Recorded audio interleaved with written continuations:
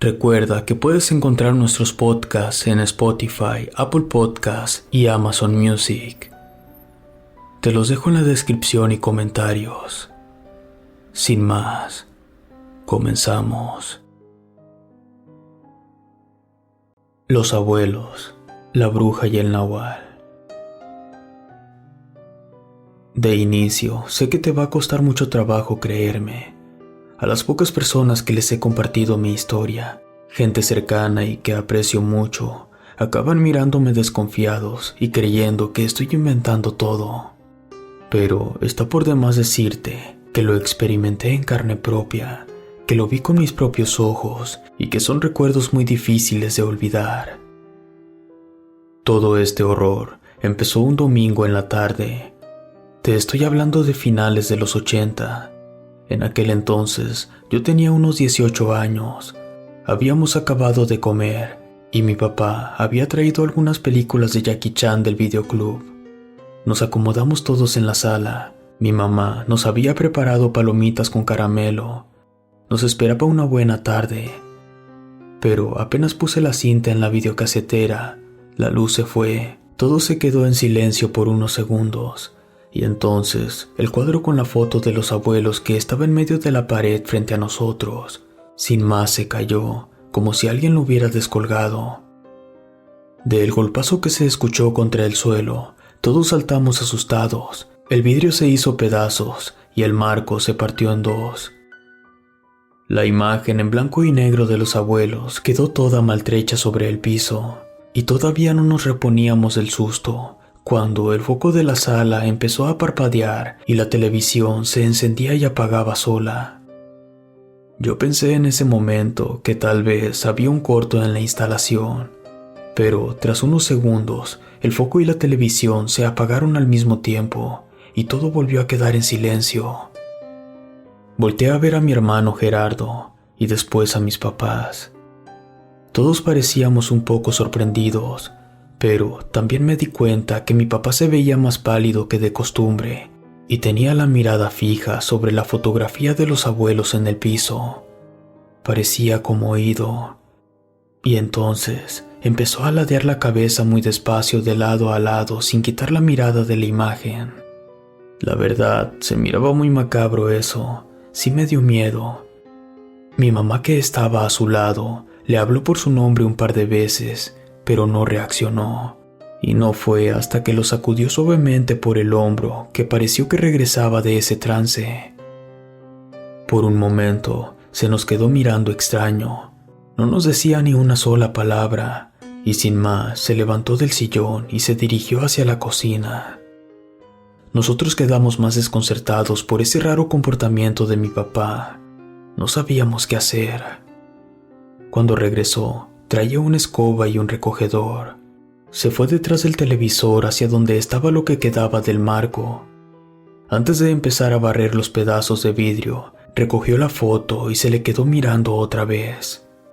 Entonces vimos cómo se le empezaron a escurrir sus lágrimas. Se volteó hacia nosotros y nos dijo que su mamá había muerto. Los tres nos quedamos sin habla. ¿De qué estaba hablando? ¿Por qué nos decía eso? Entonces mi mamá le preguntó alarmada si le habían avisado al teléfono de su trabajo sobre el fallecimiento de la abuela. Mi papá solo movió la cabeza negándolo.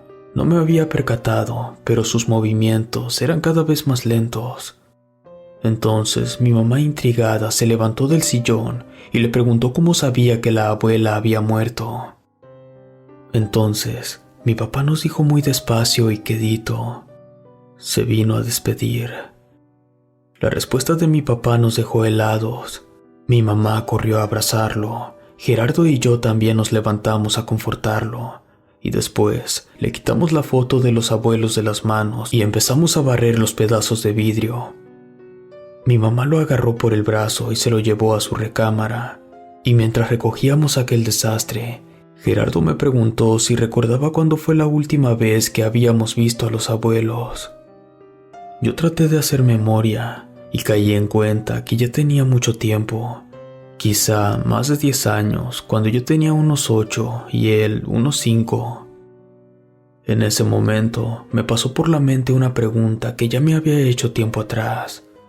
¿Por qué mi papá nos alejó de ellos? Pero, por más que tratamos de hallar una razón o motivo, no podíamos encontrarlo. Y mientras Gerardo se fue a tirar los pedazos de vidrio al bote de la cocina, yo le eché un ojo al apagador del foco de la sala por si estaba sumido o roto. Pero no, al parecer estaba bien.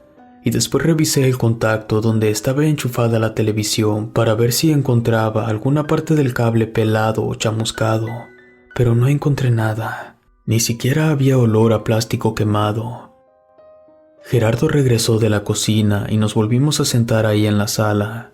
No había regresado la luz. Entonces pensamos que el problema podría ser el transformador que estaba en la esquina de la calle. En ese momento, mi mamá salió de la recámara y se fue a sentar con nosotros. No tuvimos que preguntarle nada. Nos dijo que había acostado a mi papá, que tenía algo de temperatura y que le había dado un par de pastillas para que se le bajara, pero que lo estaría checando a cada hora, porque si no se normalizaba, habría que llevarlo a urgencias. Yo la noté preocupada. Los tres guardamos un profundo silencio. Yo creo que ninguno quería hablar del extraño comportamiento que había tenido hace un rato, y mucho menos mencionar eso de que la abuela se había venido a despedir de él. En ese momento, sonó el teléfono sobre la mesita al lado del sillón. Los tres saltamos el susto otra vez. Mi mamá, que estaba más cerca, contestó. Levantó el teléfono. Al parecer, era para mi papá. Ella le dijo que estaba un poco indispuesto, pero que si gustaba dejar el recado, que ella se lo pasaba. En ese momento, vi el rostro de mi mamá entristecerse, y después dijo, «Sí, gracias». Colgó el teléfono y agachó la mirada como apenada. Mi hermano y yo nos le quedamos mirando llenos de curiosidad. Ella apretó los labios, y a pesar de que sus ojos se humedecieron, sé que se aguantó las ganas de llorar, y con una voz entrecortada nos dijo que había llamado un pariente de mi papá para avisarle que su mamá había muerto hoy por la mañana, que la velarían hoy en su casa y que mañana la enterrarían en el panteón del pueblo. La noticia nos cayó como balde de agua fría. Me quedé en silencio, tenía un nudo en la garganta. Aunque habíamos convivido poco tiempo con ella, en los últimos años sé que mi familia la quería muchísimo. Al menos yo tenía muy gratos recuerdos con ella en mi infancia. Pero también nos quedamos muy desconcertados y hasta asustados, porque ¿cómo supo mi papá que la caída del cuadro era la abuela despidiéndose de él minutos antes de esta llamada? Mi mamá nos abrazó y empezó a llorar. Yo, a pesar de sentirme muy triste, no podía dejar de pensar que todo esto no era más que una gran coincidencia de situaciones. Después me di cuenta que nada pasa al azar en esta vida.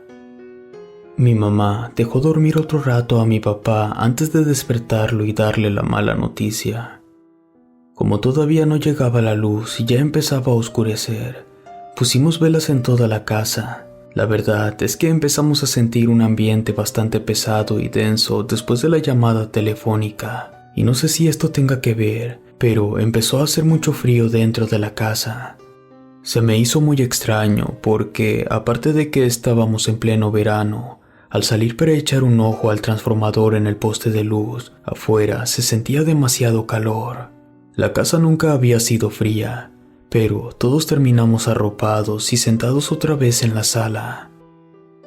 Entonces, mi hermano Gerardo le preguntó a mi mamá si sabía las razones del por qué habíamos dejado de ir con los abuelos durante tanto tiempo. Mi mamá nos miró con cierto pesar y respiró resignada. Después de un breve silencio, nos dijo que ya teníamos edad para saber y entender ciertas cosas. Se levantó del sillón y se fue hacia la cocina mientras nos preguntaba si queríamos un café. Gerardo y yo nos quedamos mirándonos intrigados. Hasta ese momento no me había pasado por la cabeza de que hubiera algún tipo de secreto oscuro en la familia. Sabíamos del distanciamiento de mi papá con los abuelos, Pero al menos yo pensé en todo este tiempo que era algo normal cuando se tienen diferencias de pensamientos. Ya en algunas ocasiones mi papá nos había comentado que el abuelo a veces podía llegar a ser un hombre bastante duro y testarudo, pero que en el fondo era buena persona. En ese momento llegó mi mamá con una charola con nuestros cafés, la puso en la mesa de centro y se acomodó de nuevo en el sillón. No tuvimos que preguntarle de nuevo. Yo creo que bastaba ver nuestras caras para saber que estábamos más que ansiosos por conocer el misterio que había detrás de ese alejamiento. Y entonces nos empezó a contar que la abuela era una especie de curandera para ciertas enfermedades que a veces la medicina no podía tratar, que conocía las propiedades de las hierbas y que practicaba ciertos rituales y maleficios. Entonces, Gerardo la interrumpió, diciendo que la abuela era una bruja. Mi mamá se quedó callada por un momento, como tratando de encontrar las palabras adecuadas, pero finalmente asintió con la cabeza, solo que nos recalcó que era lo que se consideraba una bruja blanca, que aquel conocimiento que tenía había sido heredado de su propia abuela, y lo usó para curar de espantos, algo parecido a un exorcismo, para romper hechizos o brujerías. Siempre hizo bien a todo aquel que lo necesitara, y que por eso la gente del pueblo y los alrededores la quería mucho. En ese momento se me vinieron a la mente varias imágenes borrosas de mi infancia, en donde veía a mi abuela sosteniendo con una mano la cabeza de una persona que parecía convulsionarse mientras rezaba algo que no entendía. En otra imagen, aparecía yo en el piso y mi abuelo agarrando a una persona por el cuello. Mi mamá hizo una pausa mientras le daba un sorbo a su café. La verdad, Gerardo y yo estábamos más que impactados con todo esto. No podía creer que la abuela había sido una bruja real todo este tiempo, y nosotros sin darnos cuenta. Entonces, sin pensarlo mucho, le pregunté a mi mamá si el abuelo era un brujo también. Bajó la taza de café muy despacio. Por su reacción, supuse que esto se pondría peor, y entonces escuchamos la voz de mi papá desde la puerta de la recámara. Tu abuelo es un nahual. Todos saltamos del susto, no esperábamos que ya se hubiera despertado. Se acercó a nosotros y se sentó al lado de mi mamá y la abrazó. Parecía estar más tranquilo, aunque se seguía viendo muy pálido y ojeroso. Tomó un sorbo de café de la taza de mi mamá y continuó diciéndonos que un nahual es una persona con el conocimiento para poder transformarse en su tonalí, el animal que es su protector y su guía desde su nacimiento. Esto era más que alucinante. En algún momento pensé que todo esto era una broma pesada, un mal chiste. No podía asimilar todo lo que estaban diciendo. Mi papá continuó y nos dijo que el abuelo conoció y aprendió todo sobre el nahualismo de su tío abuelo, pero que siempre trató de mantenerlo alejado a él y a sus hermanos de todo esto. A pesar de eso, empezaron a tener problemas con algunos de los rancheros del pueblo, porque empezaron a aparecer muchos animales de corral muertos, o de plano ya no aparecían. También los sembradíos de maíz aparecían destrozados de la noche a la mañana. El rumor de que su abuelo era un nahual no era algo nuevo, pero hasta ese día nadie lo había podido comprobar. Mi hermano y yo nos miramos exaltados. Mi papá siguió con su relato. En algún momento, antes de que me enviaran a trabajar a Puebla, su abuelo me confesó que sí hubo un tiempo cuando era más joven en que no podía dominar completamente su don y acababa robándose algunos animales de los vecinos o destrozando los sembradíos de maíz, incluso correteando a personas por la madrugada en el bosque, pero que todo eso había quedado atrás cuando conoció a la abuela, que desde la primera vez que la vio, ella supo quién era sin decírselo, y que con el tiempo le fue aprendiendo muchísimas cosas más. En ese momento, mi papá tuvo un ataque de tos que le impidió seguir contándonos del abuelo.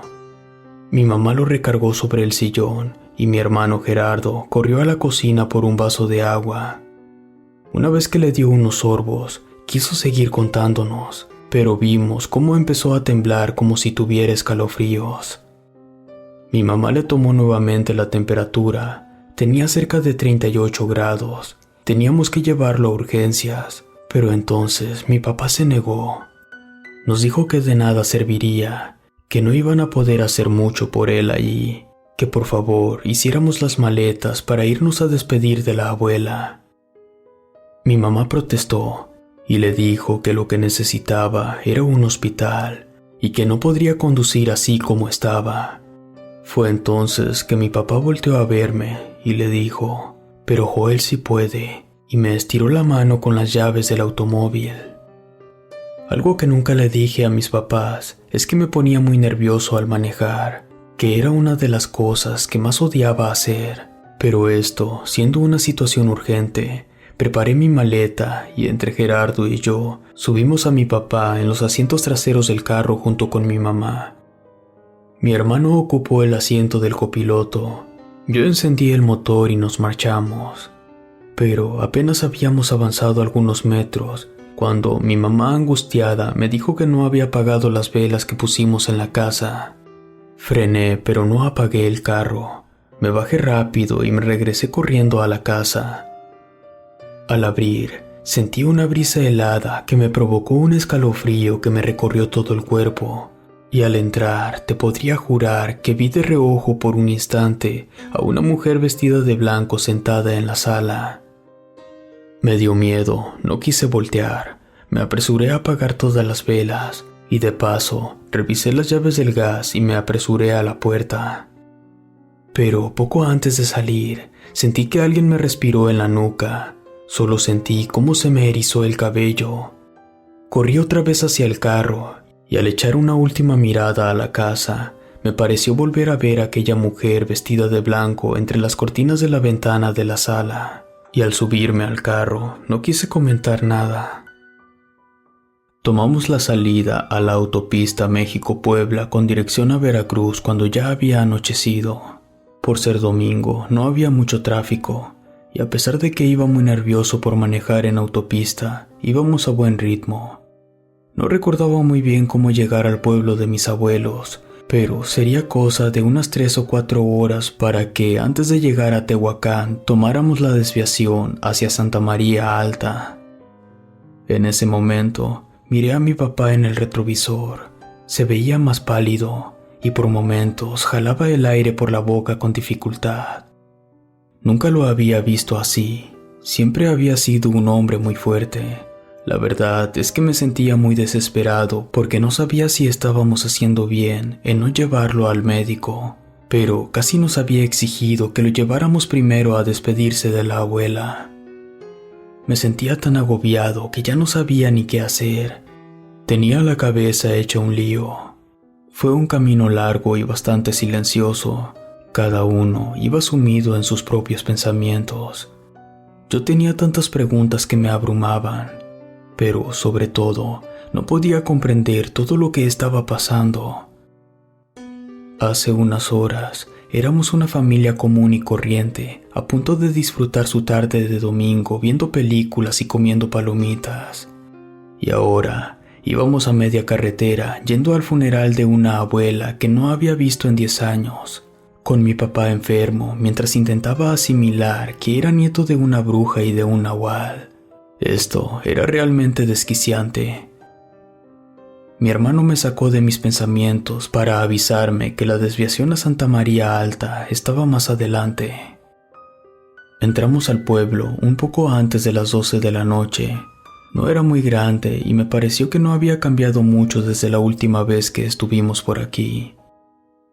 Pasamos frente al ayuntamiento y el parque y nos detuvimos un momento frente a la iglesia para preguntar por un hotel.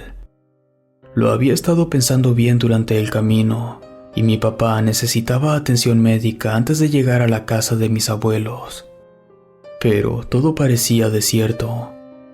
En ese momento mi papá nos dijo con una voz muy rara: «Ora pro nobis», mientras nos señalaba con su mano temblorosa la iglesia.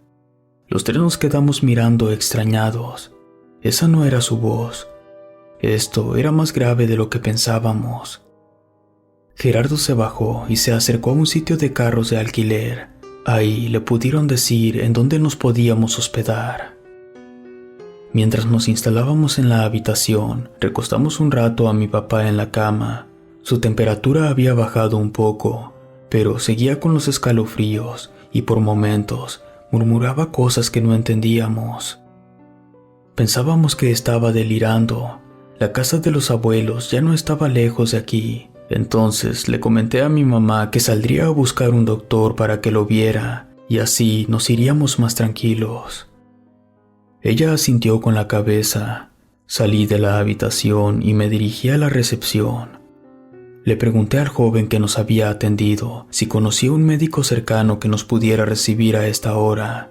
Lo pensó por un momento y me dijo que podía telefonearle al que los apoyaba a ellos. Se lo agradecí mucho y le pedí de favor si podía avisarnos cuando llegara. Entonces me regresé por el pasillo por donde había llegado. De pronto, empecé a escuchar los gritos desesperados de mi mamá. Corrí a la habitación y al abrir la puerta, vi a mi hermano y a mi madre tratando de sujetar a mi papá, quien parecía que se convulsionaba sobre la cama. Me apresuré a ayudarles, pero al querer agarrarlo por el brazo, me di cuenta que su rostro estaba totalmente amarillento y su piel parecía cuarteada. Se me quedó mirando fijamente, sus ojos estaban completamente enrojecidos, y entonces se empezó a burlar de nosotros, mientras repetía una y otra vez, ora pro nobis, primero en voz baja y después empezó a gritarlo. Estuvimos forcejeando con él durante un buen rato, hasta que poco a poco se fue tranquilizando y finalmente se quedó como dormido. En ese momento nos derrumbamos en la cama junto a él. Mi mamá y mi hermano empezaron a llorar. Yo estaba como bloqueado. No podía entender qué carajos le estaba pasando a mi papá. En ese momento, tocaron a la puerta de la habitación y se oyó una voz al otro lado de la puerta. «Soy el médico». Me apresuré a abrirle. Tras la puerta estaba un señor bajito de traje con el cabello blanco. Se me quedó viendo por un momento y lo invité a pasar. Dejó su maletín en una silla y se acercó a mi papá. Prácticamente se quedó congelado frente a él. Solo le quedó mirarlo unos segundos y sin decirnos ni media palabra, se dio media vuelta y se dirigió hacia su maletín a guardar sus cosas. Yo fui tras él y le pregunté qué pasaba. Sin alzar la mirada, me dijo que lo que tenía mi papá, él no podía curarlo, que no necesitaba un médico, sino un sacerdote o una curandera blanca como tu abuela. En ese momento me quedé más que sorprendido. ¿Cómo sabía quién era mi abuela? Aquel señor no nos dio tiempo de preguntarle nada más. Nos sonrió muy amablemente, agarró su maletín y antes de salir nos dijo que a lo mejor mi abuelo le había aprendido algo a la abuela, que lo lleváramos con él. No sé cuánto tiempo tardamos en reaccionar después de haber escuchado lo que nos dijo el médico. Sin pensarlo más, entre los tres envolvimos a papá en las mismas sábanas de la cama, lo cargamos y lo subimos al coche. En ese momento se acercó a la ventanilla el muchacho de la recepción. Mientras encendía el motor, le comenté que regresaríamos hasta mañana por nuestras cosas y le pregunté si sabía cómo llegar a la casa de la familia Apanco.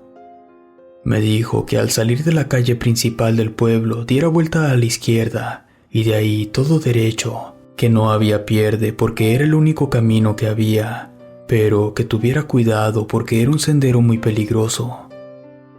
Apenas terminó de explicarme, se escuchó un gran estruendo en el cielo que nos estremeció a todos, y en cuestión de segundos empezaron a caer las primeras gotas y después a llover muy fuerte. Apenas salimos del pueblo, nos encontramos con la vereda que nos había comentado el muchacho de recepción. En verdad era muy angosta, apenas si cabía el carro, y lo que había olvidado era que el sendero subía hacia la falda del cerro. De un lado teníamos una pared de tierra y arbustos, y del otro una barranca que parecía bastante profunda. Con solo verla me tensé mucho y empecé a sudar. La lluvia apenas si me dejaba ver. Me desesperé tanto que estuve a punto de ponerme a llorar, pero no tenía de otra. Traté de avanzar lo más despacio que pude y empezar a subir aquella pendiente. Al principio iba a vuelta de rueda, pero las llantas empezaron a resbalarse con la tierra y el agua que bajaba. Apreté un poco el acelerador, sentía todos los músculos de mi cuerpo rígidos y de pronto los faros delanteros empezaron a parpadear. Sentía el estómago revuelto y unas inmensas ganas de vomitar, pero seguimos avanzando con mucho cuidado. Hubo un momento en que una de las llantas de atrás se patinó en la orilla de la vereda por el lodo y el carro se fue para atrás. Mi mamá dio un grito muy fuerte y se abrazó a mi papá. Yo aceleré para que no me venciera el peso, pero creí que el carro no aguantaría y que nos iríamos de espaldas hacia la barranca. No sé si fue mi instinto de supervivencia o alguien nos cuidaba desde allá arriba, pero en un acto desesperado, agarré el volante lo más fuerte que pude y pisé hasta el fondo el acelerador. Sin mentirte, fueron los segundos más angustiantes de mi vida, y entonces nuestro viejo cacharro empezó a avanzar otra vez. Yo sentí que me regresaba el alma al cuerpo. Miré por el retrovisor y vi a mi mamá abrazada a mi papá, rezándole en el oído. Volteé a ver a mi hermano. Él estaba agarrado hasta con las uñas del asiento. Estaba pálido y tenía la mirada fija hacia el frente. Sudaba al igual que yo, y al regresar la mirada al camino, distinguí que había una curva muy pronunciada. Dejé de acelerar. Al pasarla, frente a nosotros, apareció casi como un milagro la cabaña de los abuelos. La lluvia cedió por un momento y me dio chance de estacionarme. La puerta estaba abierta. Le dije a mi mamá que nos esperara, que íbamos por el abuelo. Gerardo se bajó conmigo y caminamos hacia la casa.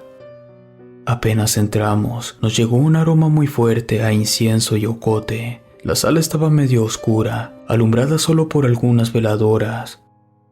En medio de aquella estancia, sobre una mesa de madera, estaba recostada la abuela, vestida toda de blanco y rodeada por muchas rosas rojas.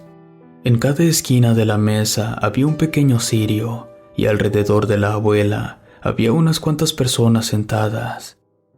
En ese momento se levantó el abuelo de su silla. Me pareció enorme, mucho más alto de lo que recordaba, y empezó a caminar muy despacio hacia nosotros. Se detuvo a unos pasos y nos miró de arriba hacia abajo. Tenía una mirada muy penetrante. Entonces la dureza de su rostro se desencajó en una grata sonrisa. Sin decirnos una sola palabra, nos abrazó a los dos al mismo tiempo. Sé que es muy extraño y no lo puedo explicar, pero no tuvimos que decirle nada. Solo salió de la casa hacia el carro corriendo y nosotros detrás de él. Al verlo, mi mamá corrió a su encuentro, la abrazó muy fuerte y le dijo que todo estaría bien. Abrió la puerta y cargó a mi papá en sus brazos como si fuera un niño pequeño. Lo metió a la casa. Lo primero que hizo fue llevarlo al lado de la abuela. Mi papá reaccionó al verla y estiró su mano para acariciar su mejilla. Tengo que confesarte que ese ha sido uno de los momentos más tristes de mi vida. Ya no aguanté más y empecé a llorar abatido. Mi mamá me abrazó y lloró conmigo. Así estuvimos por un momento.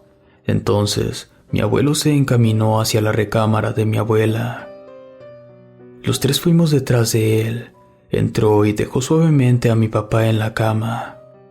Al lado había un pequeño altar sobre una vieja mesa de madera con algunas veladoras y jarros, varios frasquitos con líquidos espesos de diferentes colores, un libro muy grueso con una pasta de madera negra que parecía una Biblia pero no lo era. Además, varios rosarios de madera y de plata. El abuelo tomó primero uno de los frasquitos de color amarillo, vertió un poco en sus manos y empezó a frotar el cuello, los hombros y finalmente los brazos de mi papá mientras rezaba para sí. Después abrió el libro y le colocó uno de los rosarios de plata alrededor. Con una mano lo sostuvo y con la otra agarró la cabeza de mi papá y empezó a leer en voz alta. Era un idioma que desconocíamos. Varios pasajes terminaban con la palabra ora pro nobis. Poco tiempo después me enteraría que era latín. Entonces mi papá comenzó a convulsionarse como nos había pasado en el hotel.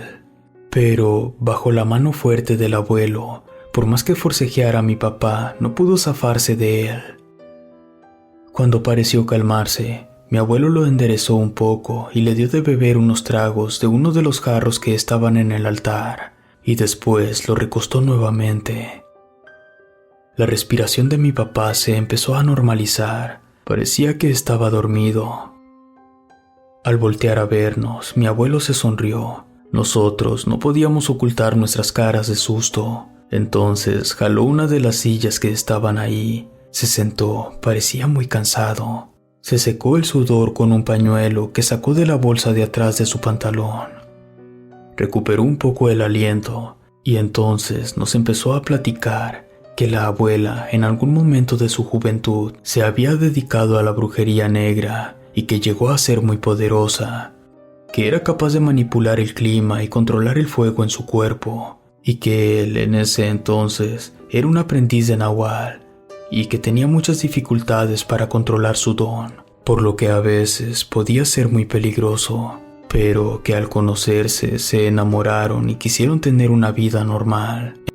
Entonces decidieron renunciar a la vida que habían tenido hasta ese momento. Pero no fue fácil para ella, ya que algunas personas del pueblo que estaban enteradas del conocimiento que tenía, la empezaron a buscar para pedirle ayuda para enfrentar brujerías de otras curanderas de magia negra, y que fue tanta su insistencia que acabó ayudando a algunas de ellas. Entonces el rumor se empezó a correr como pólvora por todo el pueblo, y la casa se empezó a llenar de gente rogándole por su ayuda. Su abuela sabía de antemano que muchas de estas curanderas oscuras no se quedarían con los brazos cruzados y tratarían de hacernos daño. Así que hizo una protección para toda la familia, pero no fue suficiente. Por eso decidimos enviar a su papá y a su tío a otro lado, a donde no pudieran dañarlos. Y todo pareció funcionar bien durante muchos años, y hasta llegamos a pensar que ya no intentarían algo más fuerte. Nos confiamos y cometimos un error. Dejamos que se acercara a la familia, y en una ocasión, cuando ustedes estaban aquí, su abuela recibió una persona para curarla de espanto. Pero uno de los acompañantes trató de atacarte a ti, Joel. Afortunadamente, yo lo pude detener. Y desde ese momento decidimos poner otra vez distancia de por medio para protegerlos.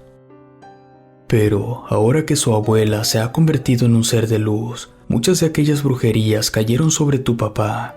Pero tanto él como ustedes van a estar bien, se los prometo. El abuelo hizo una pausa y en ese momento escuchamos un leve quejido que venía de mi papá.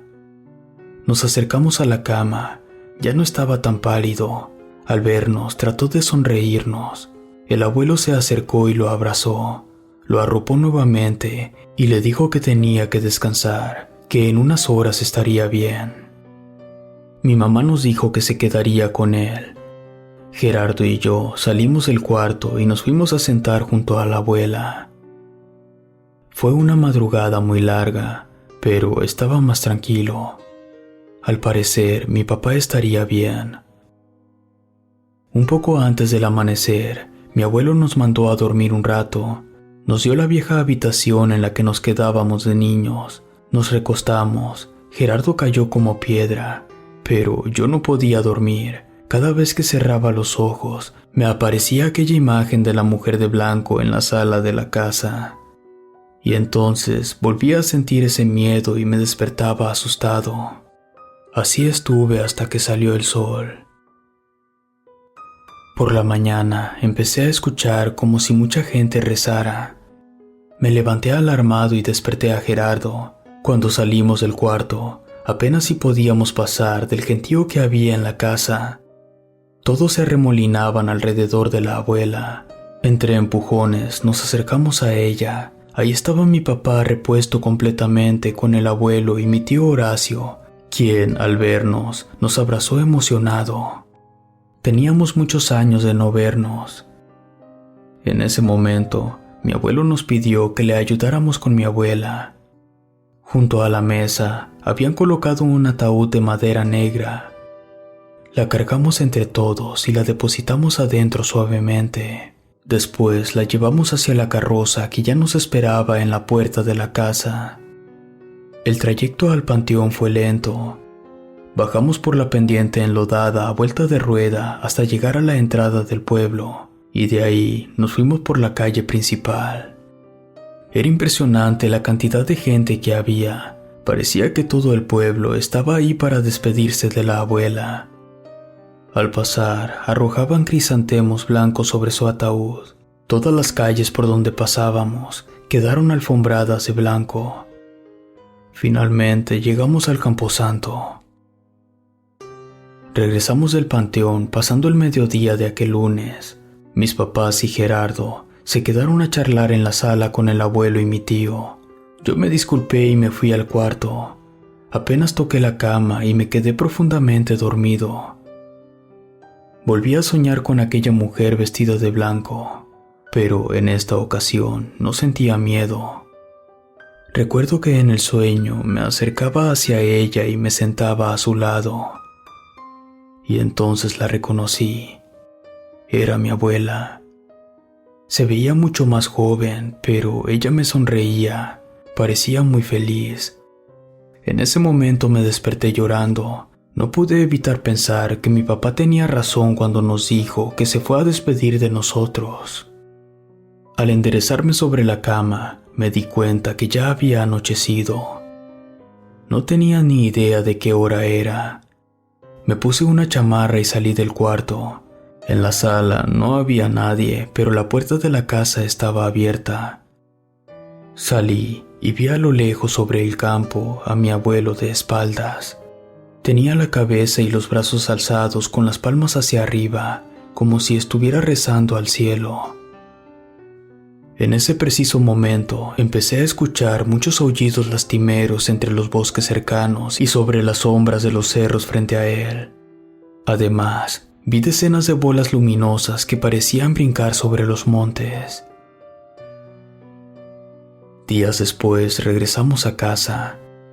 En esa ocasión ya pudo manejar mi papá, y aunque fue un viaje silencioso, sabíamos de alguna manera que estaríamos bien.